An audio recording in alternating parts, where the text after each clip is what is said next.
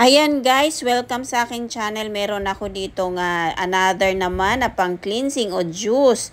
Ayan, celery, carrots at saka dragon fruit with yogurt. Ayan, inislice ko lang ng maliliit yung celery. Sinalihan ko na rin siya ng konting dahon, yung ano pa, baby pa siya na dahon ng celery.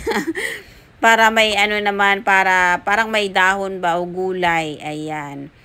Tapos, yung dragon fruit ko guys, buo talaga yan siya. Masarap sana kung kung kulay red yung dragon fruit. Kasi magre-red ang kulay. Pero wala kasi akong nabili na red, kaya yung white na lang. So, ayan guys, nilagay ko na ang aking mga ingredients at ni-blender na. Masarap talaga to siya guys. Lagi ko siyang ginagawa kasi talagang nanam yung lasa niya. Yung carrots, tsaka dragon fruit, pati celery. So, ayan lang guys. Thank you for watching. Stay safe and healthy tayo lagi. Ito yung aking daily vlog. Ayan. Ito yung ginagawa ko sa araw-araw para sa aking kalusugan.